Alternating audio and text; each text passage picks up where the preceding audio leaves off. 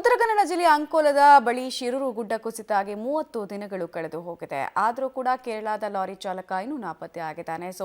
ಆತನ ಲಾರಿಗೆ ಸಂಬಂಧಪಟ್ಟಂತಹ ಅವಶೇಷಗಳನ್ನು ಈಶ್ವರ್ ಮಲ್ಪೆ ಅವರು ಕಂಡು ಹಿಡಿದಿದ್ದಾರೆ ಅನ್ನೋದು ತಿಳಿದು ಬರ್ತಾ ಇದೆ.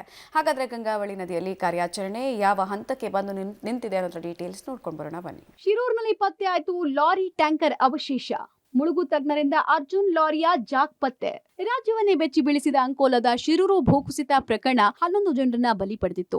ಆದರೆ ದುರ್ಘಟನೆಯಲ್ಲಿ ಕೇರಳ ಮೂಲದ ಲಾರಿ ಚಾಲಕ ಅರ್ಜುನ್, ಶಿರೂರಿನ ಜಗನ್ನಾಥ್, ಗಂಗೆಕೊಳ್ಳದ ಲೋಕೇಶ್ ಎಂಬುವರ ಶವ ಮಾತ್ರ ಸಿಕ್ಕಿರಲಿಲ್ಲ.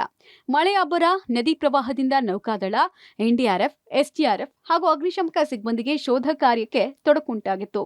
ಹೀಗಾಗಿ ಜುಲೈ 27ನೇ ತಾರೀಕು ಕಾರ್ಯಾಚರಣೆಯನ್ನ ತಾತ್ಕಾಲಿಕವಾಗಿ ಸ್ಥಗಿತ ಮಾಡಲಾಗಿತ್ತು. ಆದರೆ ಮಂಗಳವಾರ ಕಾರ್ಯಾಚರಣೆ ನಡೆಸುವುದಾಗಿ ಜಿಲ್ಲಾಡಳಿತ ಹೇಳಿದ್ದಾದ್ರೂ ಸೂಕ್ತ ವ್ಯವಸ್ಥೆ ಇಲ್ಲದೆ ಇರೋದ್ರಿಂದ ಹಿಂದೆ ಸರಿದಿತ್ತು.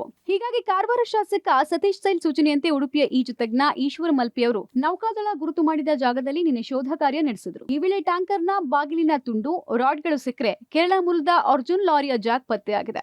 ಹೀಗಾಗಿ ಇಂದು ಕೂಡ ಶೋಧ ಕಾರ್ಯ ನಡೆಸುವುದಾಗಿ ಈಶ್ವರ್ ಮಲ್ಪೆ ತಿಳಿಸಿದ್ದಾರೆ. ಇಲ್ಲಿ ಶಾಸಕರಾಗಲಿ ಜಿಲ್ಲಾಡಳಿತ ನಮಗೊಂದು ಪರ್ಮಿಷನ್ ಕೊಡಿ. ಯಾಕೆಂದ್ರೆ ಇಂಥ ಒಂದು ಸನ್ನಿವೇಶ 2 ದಿನದಲ್ಲಿ ಈಗ ಮಳೆ ಯಾವಾಗ ಬರ್ತಂತ ಹೇಳಲಿಕ್ಕೆ ಆಗಲ್ಲ. ಈಗ ನಮಗೆ 2 ಡೇಸ್ ಸಾಕು. ಅವ್ರನ್ನ ಕರೆಸಿ 4 ಜನ ಒಂದೇ ಸಲ ನೀರಿಗೆ ಇಳಿದು ಹುಡುಕಾಡುವ ಒಂದು ಪ್ರಯತ್ನವನ್ನು ಮಾಡ್ತಾ ಇದ್ದೇವೆ. ಅದಕ್ಕೋಸ್ಕರ ನೀವು ಒಂದೆಲ್ಲ ಸಪೋರ್ಟ್ ಮಾಡಿ ನಮಗೊಂದು ನೀರಿಗೆ ಇಳಿಯೋಕೆ ಒಂದು ಅನುಕೂಲ ಮಾಡಿಕೊಡಿ ಅಂತ ನಿಮ್ಮೆಲ್ಲರೂ ನಾನು ಕೈ ಮುಗಿದು ಕೇಳ್ತಾ ಇದ್ದೇನೆ. ಯಾಕೆಂದ್ರೆ ನೀರ ಆಳದಲ್ಲಿ ಇನ್ನೂ ಸಹ 3 ಜನ ಮೃತದೇಹ ಇದೆ. ಆ ಮನೆಯವರು ಎಷ್ಟು ಕಷ್ಟ ನೋಡ್ಲಿಕ್ಕೆ ಆಗೋದಿಲ್ಲ. ಅವರಿಗೋಸ್ಕರ ನಮ್ಮ ಒಂದು ಕಾರ್ಯವನ್ನು ಖಂಡಿತವಾಗಿ ಮಾಡಬೇಕು. ನಿಮ್ಮೆಲ್ಲ ಸಪೋರ್ಟ್ ಬೇಕು ನಮಗೆ. ಇನ್ನು ಗಂಗಾವಳಿ ನದಿಯಲ್ಲಿ ದೊರೆತ ಅರ್ಜುನ್ ಲಾರಿಯ ಜಾಕ್ ಅನ್ನ ಲಾರಿ ಮಾಲೀಕ ತಮ್ಮ ಲಾರಿಯದ್ದೇ ಅಂತ ದೃಢಪಡಿಸಿದ್ದಾರೆ. ನದಿ ತೀರದ ಹತ್ತಿರದಲ್ಲೇ ಲಾರಿ ಮಣ್ಣಲ್ಲಿ ಸಿಲುಕಿರುವ ಶಂಕೆ ವ್ಯಕ್ತ ಆಗಿದೆ.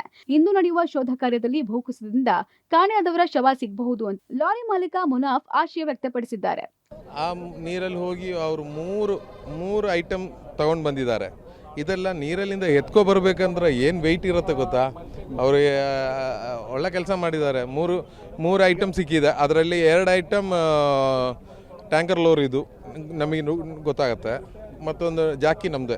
ಜಾಸ್ತಿ ಜನ ಬೇಕು, ಎಕ್ಸ್ಪೀರಿಯನ್ಸ್ ಜನ ಅವ್ರ ಕೈಯಲ್ಲಿದ್ದಾರೆ. ಅವ್ರು ಬಂದಿದ್ರೆ ನೀವು ಅವ್ರಿಗೆ ಪರ್ಮಿಷನ್ ಕೊಡ್ರಿ, ಅವರು ನಿಮಗೆ ತೋರಿಸ್ತಾರೆ ಹೆಂಗಿರುತ್ತೆ ಅಂತ ಹೇಳಿ.